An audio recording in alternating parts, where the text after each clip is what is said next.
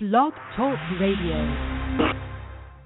Welcome to the Nonprofit Coach with Ted Hart, the most listened to internet radio show in the nonprofit sector, dedicated to helping your charity succeed. It's no secret that combining online and offline techniques is the key to modern-day fundraising success, and practical advice is what you need. The Nonprofit Coach with Ted Hart is the perfect landing point to learn from experts around the world who provide advice you can use. Ted Hart is without a doubt one of the foremost nonprofit thought leaders. Also a successful author, his books range from successful online fundraising to the use of social media and how to make your nonprofit green. Guests on the Nonprofit Coach are leaders in their field who share tips and trade secrets for nonprofit management and fundraising success. Ted lectures around the world, but now he's here for you.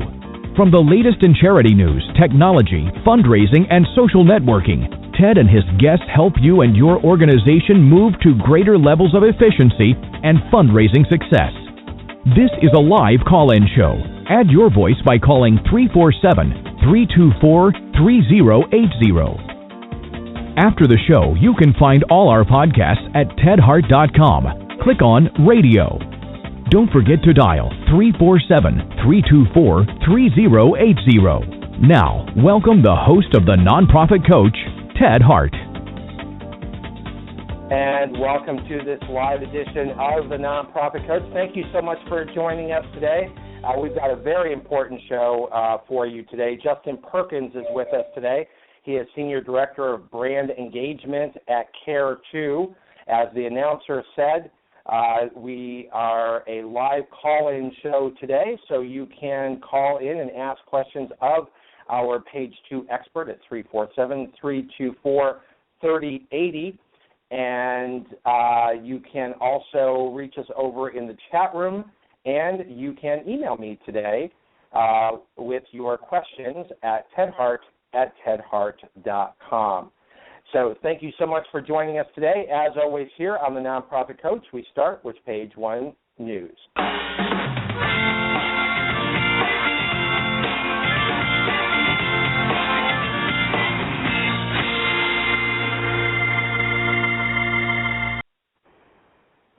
And over here on Page 1 News, we are coming to you from the Chronicle of Philanthropy, Steve and Jean Case, how impact investments instead of giving money away. In an article over at the Chronicle of Philanthropy. We'd like to ask you to read all about that. Also, here on Page 1 News, we want to share with you information from Google Keep. Life gets busy. Wouldn't it be nice to have a central place where you could save what's on your mind? With Google Keep, you can stay on top of your world by quickly and easily organizing everything you want to remember. No matter where you are. Finalize door list for Thursday's gig. So when you find inspiration, you can file away your ideas. And Google Keep stores them safely across all your devices. And when the time comes, you'll have everything covered. Save what's on your mind. Google Keep. We are now here on Page 1, and we've got so much to cover today because our topic today is about those social media websites, how you can succeed online. So we're going to move right on over to Page 2.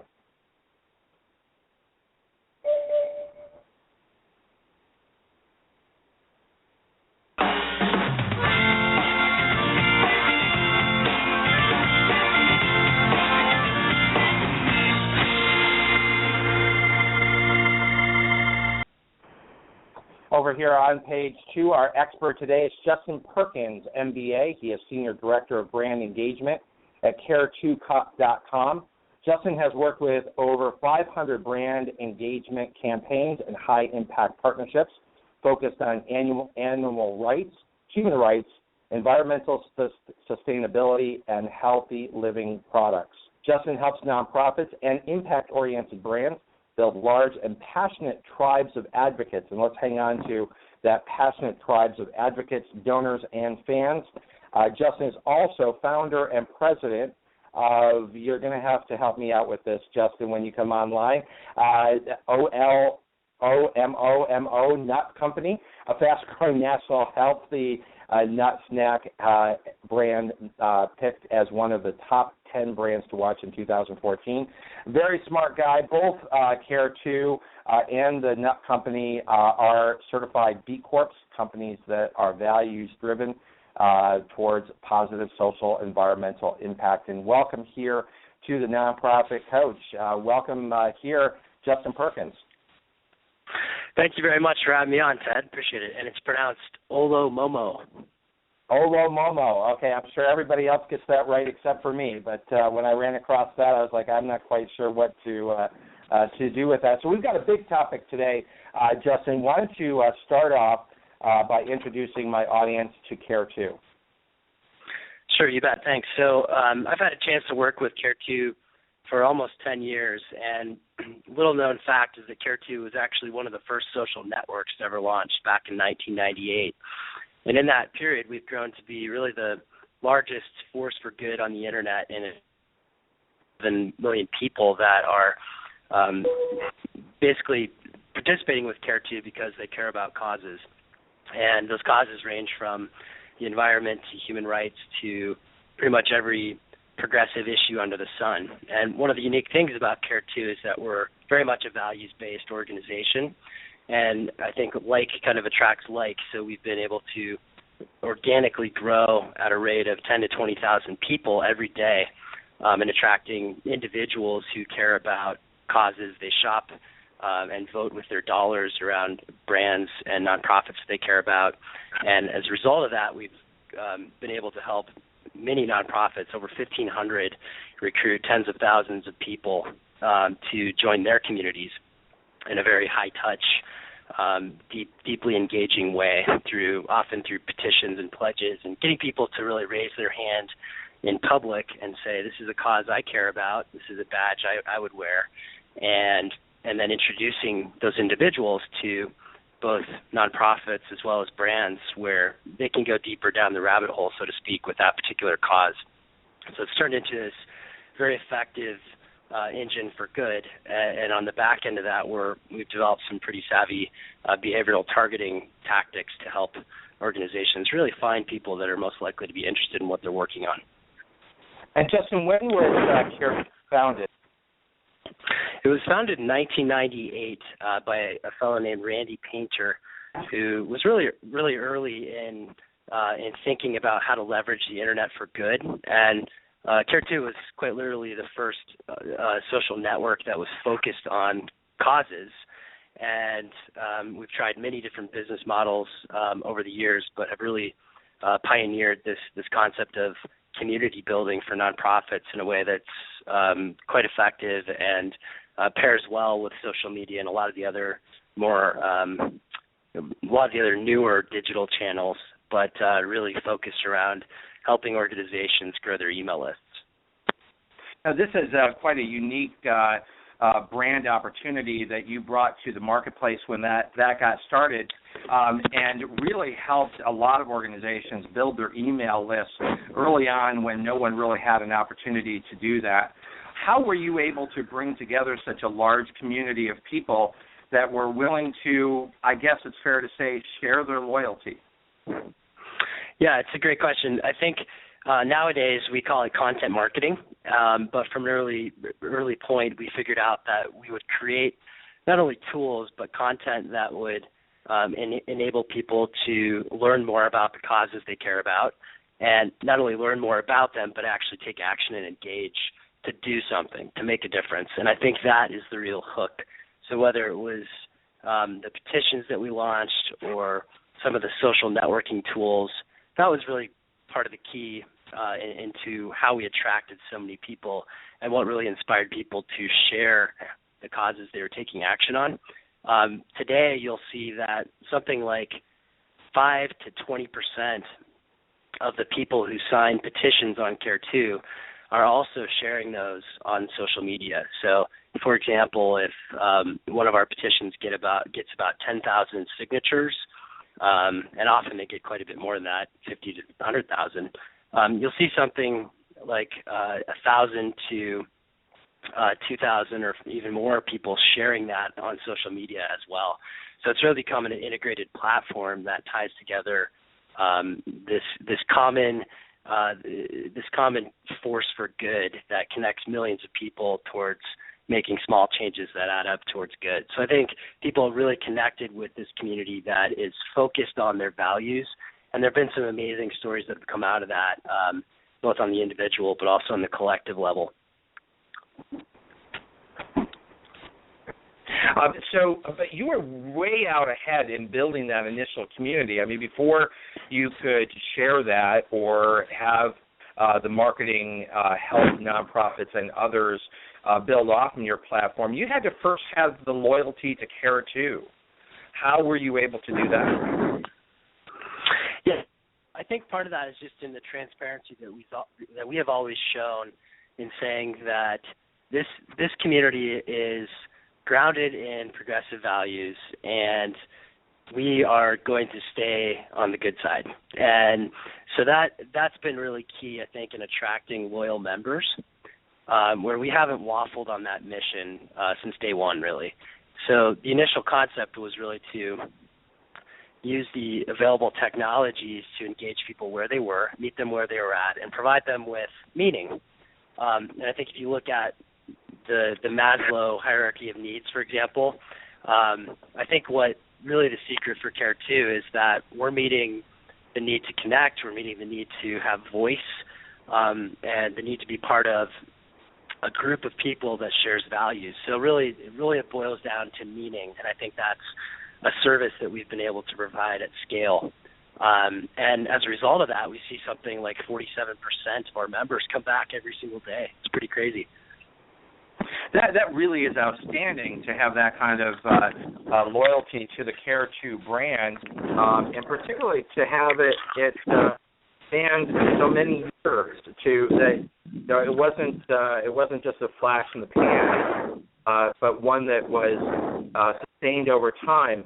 And I'm guessing that as we move towards your 5 tips for media success, can you share with us what are some of the things that Care2 has done to keep that community as vibrant and alive as it is?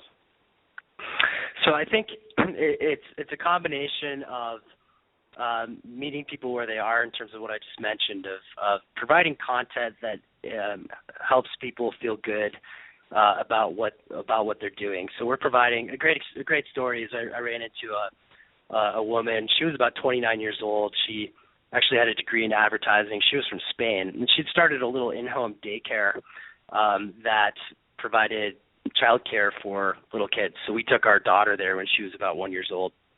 And when this woman found out that I worked for Care2, she totally lit up. And what happened was that she would use Care2 every day for 10 minutes to really connect with the world. That was her outlet to the world while she spent the rest of her working hours taking care of other kids, other people's kids. And for her, that was really important. I think it gave her a chance to connect with what was happening and make a difference, even if it was in a small way, towards the collective good. So I think that's a really key factor. The other piece is, I think, being able to connect with other people who share their values. Another story was a man in Boulder, Colorado, where I live. He was an environmental activist back in the early 90s, and he was pretty fresh out of college and felt pretty alone. He realized that there weren't a lot of people that necessarily shared his values. He felt like he was a bit out in front of what should be happening with business and the environment. And Care2 really became a support network for him, and he kind of found his tribe, so to speak, of other people that really shared his values and supported him. And this guy's name is Quail Hodak. He went on to start Renewable Choice Energy, which now offsets the carbon for many major corporations that all told takes about the equivalent of 100,000 cars off the road every year. So I think we've really tapped into something that's pretty primal in a sense, where our world is hungry for good, and it's hungry for an opportunity to be part of the solution. And we've provided sort of the the gateway to starting that. So a lot of people are feeling good about taking action, and that leads to much deeper things down the road. Well, it certainly has been a success story, and one that I think many have tried to emulate over time. You have millions of people who, as you said, sort of count on you every day to connect them to causes that they care about. Let's pivot on to the topic of the day today. And again, I want to thank you so much for being with us today. Our topic, as is mentioned in the posting, is 5 guidelines to help you be successful in social media. And I'd like to maybe focus that on, year end, but also preparing for the new year. So for our listeners, where do we start? What's tip number 1? Sure. So I think when we're talking about fundraising in particular, and really a lot of what I'll say around that applies to digital marketing in general, and ultimately channel marketing.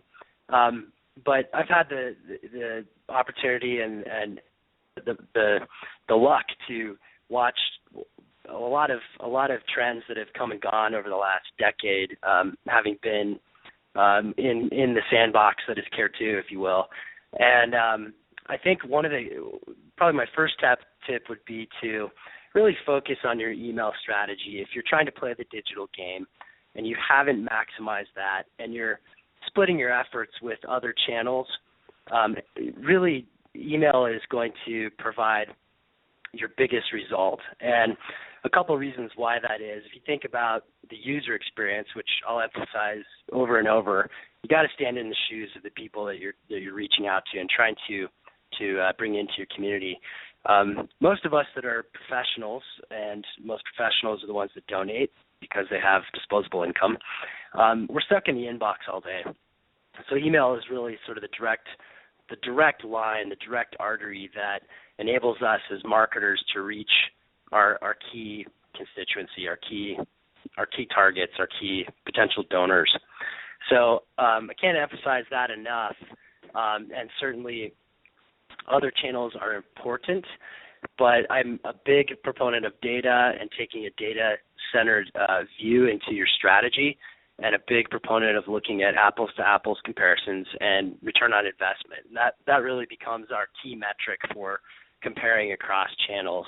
And in other words, if you're spending money on a channel that's less effective and has less replicable or scalable return on investment, then you should probably cut back on that channel and focus on other channels that are more scalable and have higher ROI, assuming that you haven't maxed those out yet. And there certainly are some organizations that get to the bounds of their email strategy and start to see diminishing returns, but that's really actually more rare. Most organizations that I work with, most nonprofits, have a long way to go with maximizing their email strategy, and they frankly have been burned over the last 5 years with the gold rush for channels like Facebook. So I'd really emphasize as tip number 1, maximize your email strategy, and that becomes a much more efficient spearhead of your overall strategy, not only for reaching other channels like social media. For example, you can leverage your email list using tools like Attentively, and that's attentive.ly, which enables you to upload your email list and then get some insight into who on your email list and who in your community that has already raised their hand and said they like you, is also influential on social media and potentially very connected. So this platform Attentively gives you insight into which platforms one of your email subscribers might be on, as well as Cloud Score, which shows the level of influence that individual might have through social media. So that becomes a really efficient way to leverage your email list to start to have some traction in social media without spending a lot of money on advertising on Facebook. And part of the challenge now is that a number of companies and organizations have spent, in some cases, millions of dollars to grow a Facebook fan base. The problem is they changed their algorithms, so now you basically have to perpetually rent your community. to have any sort of access or reach to that community that you may have spent, in some cases, years and millions of dollars building. So we're getting back to... let's wind this back. I just want to wind this back a little bit because we're moving into Facebook, and I want to sort of start where you started, because for a lot of people, that's a little bit of sort of heresy in 2014 to suggest that email is still king and your email strategy has to be perfected before you really seriously can be successful in social media. Is that your message on sort of point one? Yeah, that's pretty close.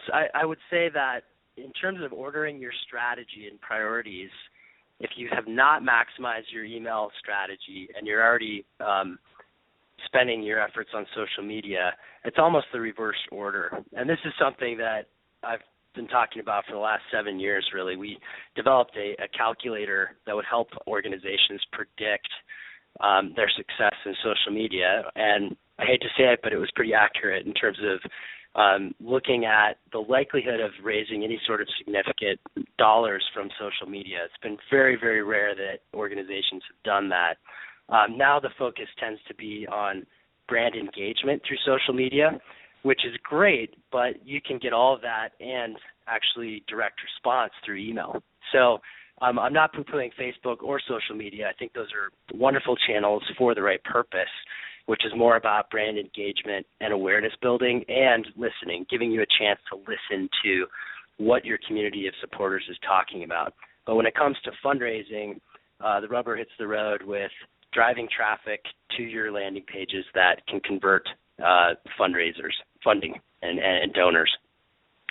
So we start with email. We start with email, and you and I have been saying this, I think, for more than 7 years, that you really have to build that relationship, and it's how all of these tools interact with each other. It's not just one tool that's going to succeed for you. Is that correct? Absolutely. And the most sophisticated organizations have become adept at tying all of this together, and that's ultimately the holy grail. And so that includes your messaging across all channels, including offline. Our most successful clients at Care2 tend to recruit people through a digital strategy with email as a large component of that.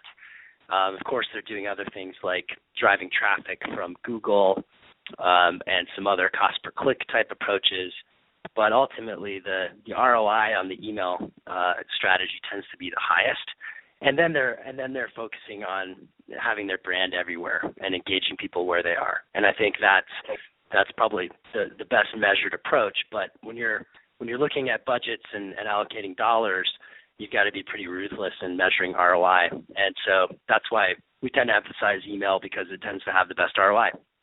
So a lot of that circles around. Sorry, go ahead. Well, tell me why you think that is. I mean, again, this is 2014. Social media is everywhere. For those who are not particularly adept at utilizing these tools, from their perspective, it might seem like that's where the real story is. So if it's not necessarily that's where the story is, why not? Why do you think email still resonates with a lot of people?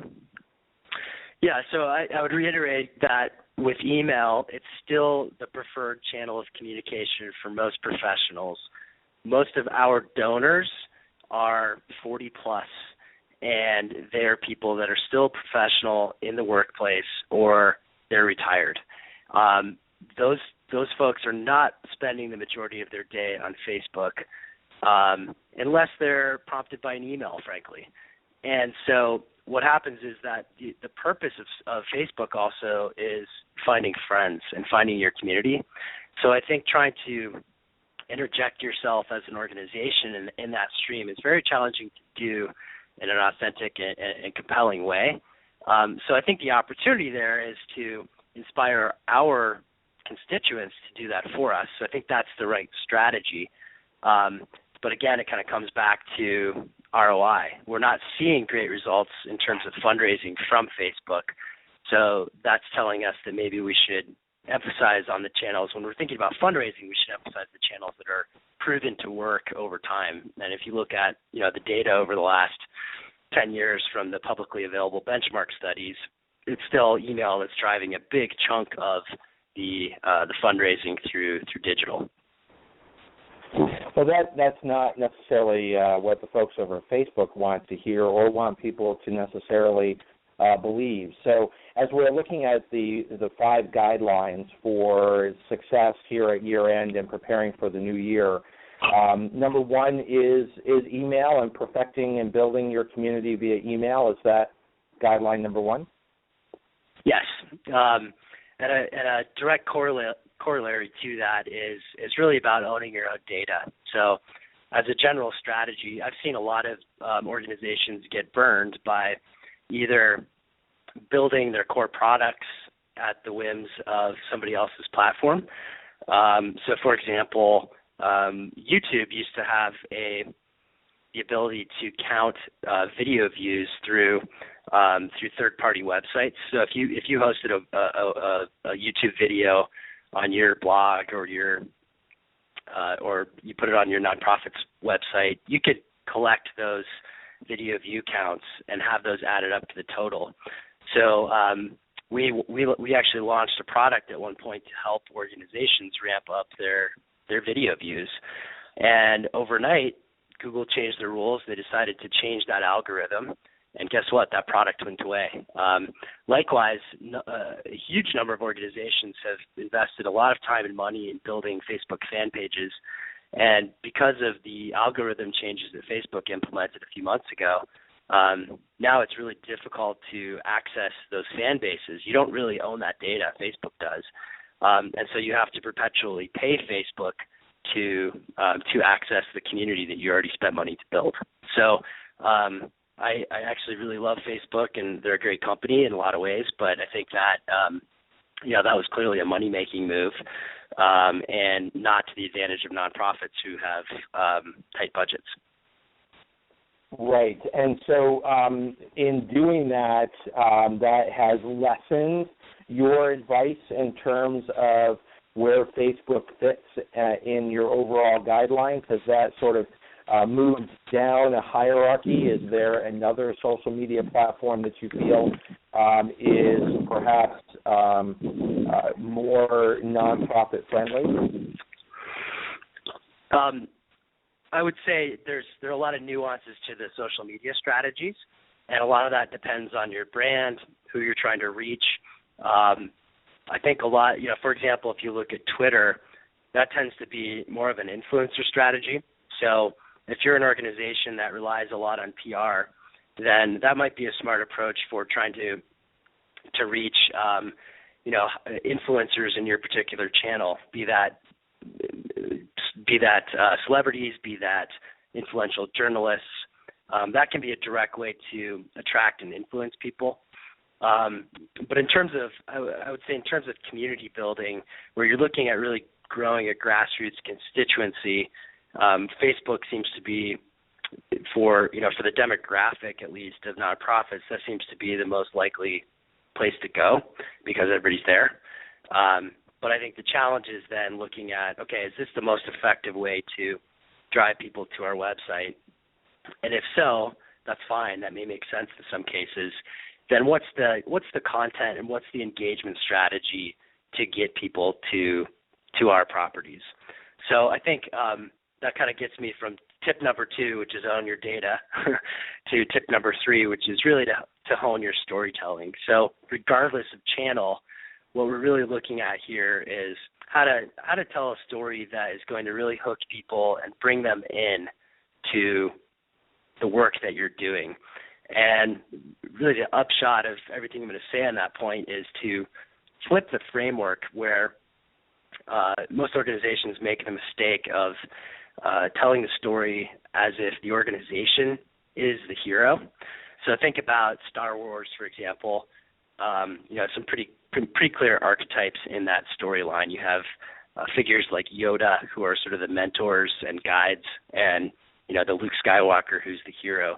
Well, most organizations get that backwards and put themselves as Luke Skywalker, fighting crime or poverty or, saving the world. And really the most effective nonprofits that I see and the most effective storytelling, both in brands and nonprofits, is when the organization places themselves as the mentor or the guide. So they're Yoda in the story, and the individual person that you're messaging, the constituent, they're the hero. So how do you set up a storyline, and how do you create the environment and the content that you create that really brings people in and makes them feel heroic? Isn't that the part of the story behind the ALS challenge, that each individual who participated in that was a hero in and of themselves, was able to tell the story, their own hero story? And while you could go and look up what the organization does, what they stand for, learn more about the disease, that was not necessarily front and center in terms of the organization being the hero. Yeah, I think that was a really important part of it, is it put the power into the hands of the people, and there was a built-in incentive on multiple levels. One is that you're having your friends challenge you publicly, so by not doing it, you're kind of a chump. So, people were reaching out on Facebook. And by the way, Facebook was the perfect channel for this, because it did tap into that friend-to-friend sharing impulse. And the other piece was that it was just absolutely funny and fun to do. So, you're getting the peer pressure. That's really powerful. You have a chance to be a hero. That's really powerful. And then your natural incentive is to pass it along and share the share the smackdown, if you will. So I know I had a lot of fun in thinking of friends who would really enjoy it, and also friends that I thought would really care about the issue. So that was a brilliant campaign on many levels, because it hit so many psychological points that human beings respond to. So I'm sorry to jump around a little bit, but I wanted to explore a little bit more about your point number 2, and that's own your data, which I think for a lot of nonprofits, it certainly sounds like an easy enough concept, but for a lot of nonprofits, isn't that really difficult to understand how to maybe not so much own it, but how to manage it and how to control it? Well, I use the words own your data pretty explicitly, because I think there are two of the preferred channels are direct mail acquisition, which is decreasing as a viability. It's becoming harder and more expensive to acquire people through direct mail acquisition. Postal rates have increased. That particular demographic is getting older and less responsive, et cetera. And in that scenario, you are effectively renting another organization's list. It's a one-shot deal. There's no opportunity to really develop a long-term relationship. And so very, very much saying own your data. And yes, managing your data is a big part of it, but I'm really talking about owning your data in this scenario. And then the other example is Facebook. I've already mentioned that twice, but there you're in a situation now where you don't own your data. Even if you have a massive fan base, you're perpetually renting that access. So a much longer term scenario is to own your own list, essentially, regardless of how you build that. So that's really what I'm talking about. The data management piece is probably much deeper, but there are a lot of technologies that make that much easier than it used to be. So, looking at some of the common CRM providers that most organizations playing this game are familiar with, be that Engaging Networks or Salsa or Convio or the Blackbaud suite. So understanding the broader issue of how all of your data points come together and how you're managing all the data points, not just email, not just access on Facebook or other social media sites. Yeah, absolutely. And just to reiterate, the advantage of owning your own data is that you kind of control your fate, and you have a long-term asset. So just look at email, for example. The lifetime value of an email address that you own is on the order of $10 to a nonprofit. And that ranges from probably $5 on in certain channels like environmental groups to to $20 for organizations that do a lot of emergency response in international development or disaster relief. But there's kind of a predictable lifetime value now to your list. Whereas if you're having to rent access, it's a one-shot deal if you're renting a list, or if you're trying to rent access to Facebook, a little harder to predict, and you don't own that asset. You're potentially renting it. So a longer-term approach is to own your own data. Now, when you own your own data, does that mean you sort of quote-unquote own your donors in a way that sort of older direct mail lists may have viewed themselves as owning their donors, and therefore you can make money off from the renting of your own donor data? Is that still a workable scenario in 2014? Yeah, and I want to reiterate that there's not necessarily one size fits all for the advice I'm giving. A lot of this is going to vary on issue, on channel. So as things trend towards direct mail acquisition dropping, and most direct marketers are aware of that, and it's a challenge. The ROI and the payback is lower, and the payback is takes longer. So what we're really looking at here is being able to create a scalable, predictable business model. By owning your own list, you have a renewable resource that you can reach out to again and again. And yes, if you own your own list, then you also have potential revenue from renting access to that direct mail list, for example, to other organizations as well. So that's sort of extra revenue that can be made. But I'm really more concerned here about the business model around direct response. So the most effective strategy we're seeing with our most effective clients is acquire people, get their email address. That record then helps you find it helps you find their data on social media. It helps you find their offline data, and gives you the power to do some pretty effective multi-channel outreach. And that leads to much higher lifetime value.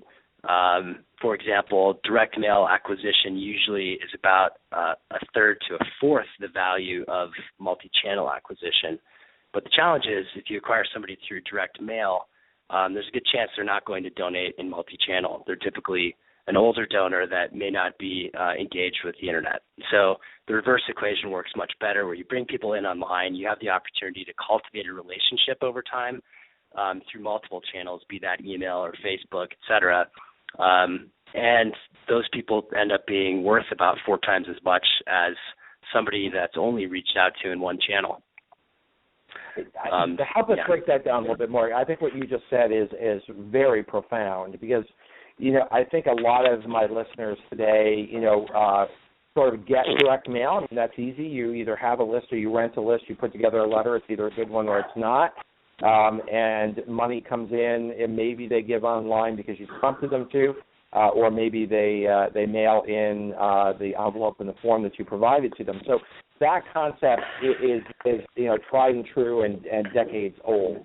And what you're saying is, while that still has its utilization, direct mail donors tend to be direct mail donors. They don't tend to then become multi-channel donors. Whereas, if I understand what you're saying, and I'd like you to break this down a little bit more for us, the payoff for the organization, both long-term and short-term for an organization who smartly engages in multi-channel, and help us understand what you mean by multi-channel, that the ROI there is much greater, and potentially the affinity to the organization is deeper. Is that correct? Yeah, that's correct. And I can break it down in very quick. It's just very logical the way it works.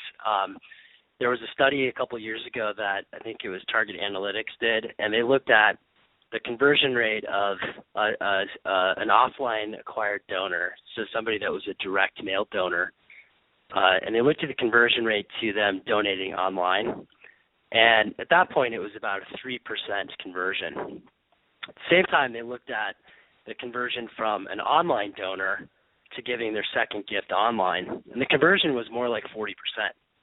And so that's generally what we're seeing, is that the organizations that are able to own their data, cultivate a relationship over time. And when you own your data, you can do that. You can reach out more than once. You can send other content besides fundraising appeals. You can engage people through advocacy. You can ask them to be social media ambassadors. You can ask them to show up to events. It's not a one-shot deal. And so you're engaging people through multiple contacts, whereas with direct mail, it's sort of all or nothing. Now, that said, we're seeing really good results with organizations who cultivate that relationship online first, but then they also reach out in direct mail, or they also pick up the phone and they call people. And those conversion rates are actually quite high, and still a large chunk of their money comes from offline. But the engagement really starts and goes deeper when you have that ability to talk to people online. And it's just much more cost effective too. You're not just gambling with the direct mail package.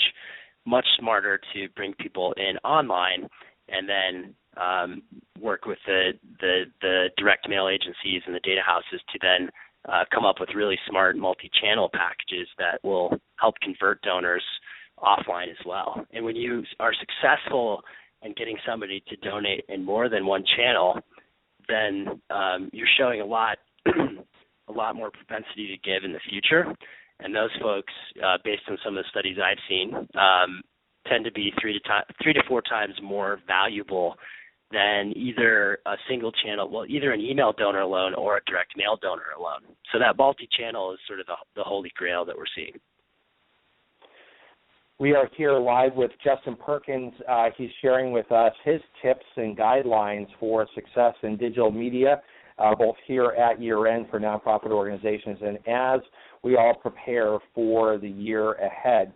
Justin, we're going to take a quick break here. When we come back, I'm going to ask you to help us think through that year-end strategy, that beginning of the year strategy, understanding this multi-channel approach, which is going to be, over time, far more profitable for organizations. But even a decade or more into serious utilization of these tools by nonprofits, I think you would agree a lot of this still seems a bit like a mystery for a lot of organizations. So we want to try to take some of that mystery away with our expert today, Justin Perkins, and we'll be right back.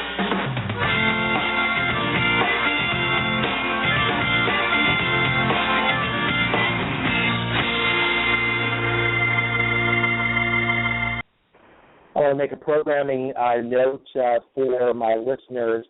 Next week here in the United States is Veterans Day. That is a national holiday, and therefore the Nonprofit Coach will not be live on November 11th, but please mark your calendars. We will, in fact, be live the next day, Wednesday, November 12th. And it's a big show. It's a show that I know a lot of you look forward to every year, and that is Penelope Burke will be back with us. She is with Cygnus Donor Research. Each year she brings important insights into the minds of donors, and I think that what you will find is the data that Penelope has is going to dovetail very nicely to the very specific suggestions that Justin is making for you today. So if you take the suggestions from today, marry that up with insight into donors that we'll receive next week, that is going to be a 1-2 punch helping you prepare for year-end and for big year ahead. The week after that, we are back on our regular schedule. We'll be back on Tuesday, November 18th. And then after that, we will be starting to wind down our year, looking towards the holidays. I'm going to jump forward and just let you know that the final show for this season of the Nonprofit Coach, the last live show for this season, will take place on December 9th, Tuesday, December 9th. And, of course, the person who always wraps up our year here on the Nonprofit Coach is the wonderful Kay Sprinkle Grace. She has been our holiday final show of the year, of the calendar year, every year since we started this show. And it is always one of the most popular shows here on the Nonprofit Coach.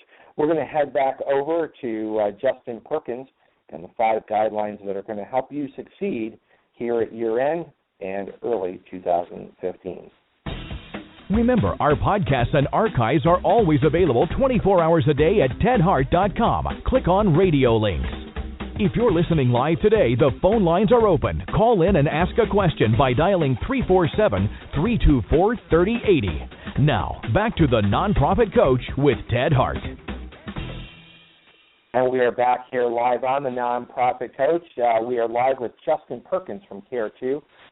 Justin, so help us now start bringing all of this together. We've got about 12 minutes here on the show. I want to make sure that we cover all 5 guidelines and that we sort of wrap all this up. And then I also want to make sure that all my listeners know how to reach you. Great.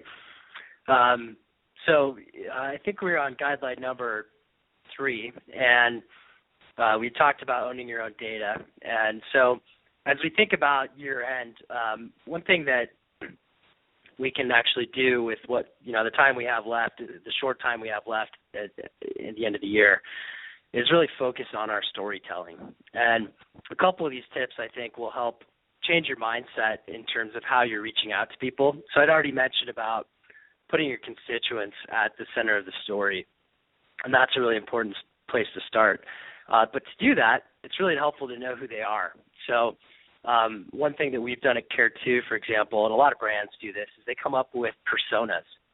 And this is a pretty easy exercise to do in kind of a quick way, but without spending a lot of money to do a full-on study. I would guess that most nonprofit marketers have a good sense of who their audiences are. And I could probably generalize and say that they tend to be average age 40. They tend to skew female. This is for most issues. They tend to be more well-off than the average American. They tend to be, high household income and relatively well-educated and savvy with the issues. So one thing we've done at Care2 is actually come up with some fake images that are representative of that archetype. And we actually have 3 archetypes. One is more of a 25-year-old female. The other is a mid-30s to early 40s female that may or may not be a mother. And then an older female that's probably 60 years old. So we actually have some images that we look at that are sort of representative of those archetypes. And it's really helpful as a marketer when you keep those images in mind while you're writing messages. And a trick that I use is actually to think about writing an email message or a fundraising appeal to an individual person as if I were talking to them. I think what's challenging and what most organizations do is they tend to write as if they're writing to a list. And the challenge is that really dumbs down your message in some senses. It often is too generic and too general, and it comes across as not as warm as it could be. So that's another tip that I would highly recommend. Just that little exercise can probably help you gain a couple of points in terms of your conversion rates. And then another key part of that, another key tip, is to really focus in on your conversion pages. So I'm kind of making some assumptions here that we're talking for the most part about digital marketing. And where the rubber really hits the road is when people actually come to your landing page, come to your website, and they hit that form and they have a chance to donate. And that's where most of the drop-off happens. Once you've gotten them hooked and they're interested, they actually click through and they get to the landing page. That's where you really need to convince people that it's worth following through and filling out your form. So a couple of quick tips on that front. Collect as little information as you can get away with. Every single extra box you add on that form is a reason to bail. So keep that website form as optimized as possible. Make sure that it's above the fold on the landing page. If you can, have that landing page be the only thing that they can focus on. The only other options they might have is to learn more or actually call you. So have a phone number readily available with somebody that is able to talk them through any technical challenges or answer any other questions. And if you can, get rid of all the other website headers that are normally on your website. So you really want to just optimize that final step so there are zero other distractions, including videos. If you want to include imagery, which I'd recommend, make sure you have an image that's very compelling and ties in to the rest of the campaign so that the storyline is consistent. Those couple of tips, I think, will help. It's amazing that a lot of organizations don't spend enough time optimizing their landing pages, and there are a ton of resources available on how to do that with some pretty quick searching. One resource I'd recommend is a report that the Sea Change folks put together, and is very much an evergreen resource. It's called the Procrastinator's Guide to Year-End Fundraising, and this has some more detailed tips in terms of landing page optimization as well. But thinking through some of those key points and also looking at your past data to say, okay, where are our drop-off points historically? So when it comes to looking at your emails, for example, you can look at your open rates versus your click-to-open rates. And if you see that your click-to-open rates are low, that means your subject lines might be good if your open rates are high. But people are losing interest in the messaging, so they're not necessarily clicking through. So there's some tips like that can really help to optimize your program. So those are just a couple technical things. So really it's about keeping it simple, keeping it focused, knowing who your audience are, and are you suggesting that the greater success is going to be working the audience that you've worked so hard to already earn, or is it the massive millions of people who are out there on social media who have never heard of you? Yeah, at this point in the game, short of reaching a platform that's already activated, so we've already done a lot of activation in our community. That's one of the benefits that Care2 has, is we can pretty quickly onboard people into a nonprofit and shortcut a lot of the effort. But short of a platform like that, or tapping into an active community, at this point in the game, this point of the year, it's pretty tough to bring in massive amounts of new people. So, generally speaking, and there are exceptions, if your organization has a lot of budget to spend, then sure, you want to be fishing everywhere. But if you don't, then it's probably, at this point, it's probably best and most effective to focus on what you already have and really trying to make a lot of effort to, even find those major donors that are hiding within your list and trying to find some creative ways to flesh those people out. There was a great report that the Sea Change Strategies folks put out on the hidden middle donors, and I think there's a lot of missed opportunity for mining the lists that we already have. I suggested looking at attentively as one example, but also even LinkedIn. Look at who on your community has LinkedIn profiles, and you might find some high net worth individuals. So it's really about, I think at this point in the year, honing in on what you have, short of you having big budgets to spend, and really focus on a well thought out storytelling strategy that tells specific stories that are representative of your greater mission, puts the constituent at the center of that story with the opportunity to be a hero. And then, don't be shy to use your email list and your list and be pretty aggressive. Even on the last day of the year, a lot of folks actually hold off until the last day of the year. So it's really important to think about setting up email series that have a story arc, if possible. So it's you are, sometimes it takes 3 emails for somebody to donate, and don't be shy about hitting people up on New Year's Eve and getting those last minute dollars. There are a lot of them to be had. How much is too much, Justin? Particularly here at year end, and you're putting your campaigns together. How much is too much?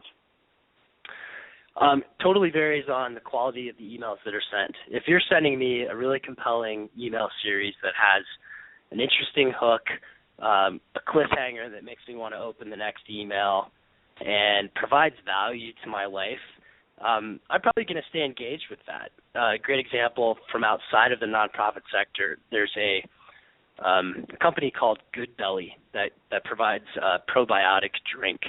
And they have a wonderful email series. When you sign up, they give you what they call the 12-day challenge. And so they've got basically an automated marketing onboarding series that sends you little tips about your health every day. And it's just a wonderful engagement strategy that takes you deeper into the rabbit hole. So in that scenario, unless I really don't like the product, I'm not going to unsubscribe because they're providing value to my life. So think about it in those terms. The other side of that is just to watch your unsubscribe rates. And if you see them starting to spike, you might want to back off a bit. Most organizations have some benchmark in terms of what's normal for their past unsubscribes. So really that's the best guide.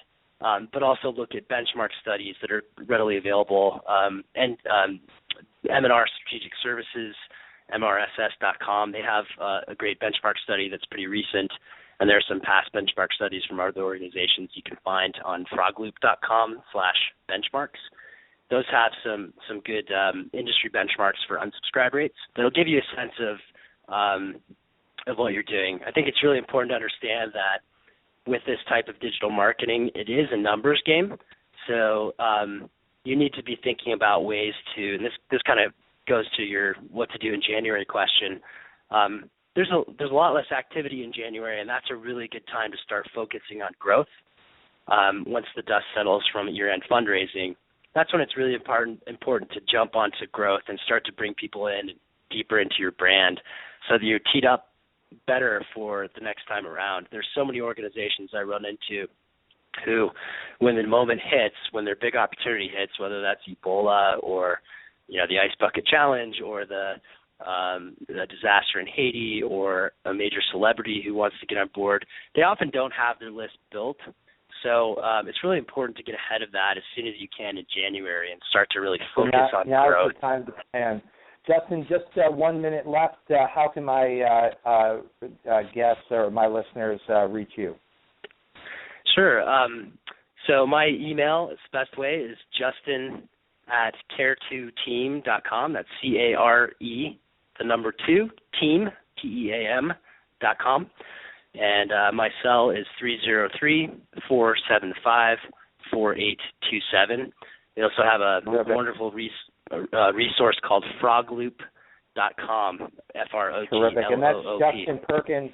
Justin, we've got to move on here. Sorry, we're almost out of time.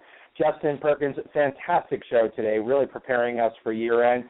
Senior Director of Brand Engagement at Care2. Please come back soon. Don't forget, next week, folks, we are live on Wednesday with Cygnus Donor Research. Catch you next week. Bye. Thank you.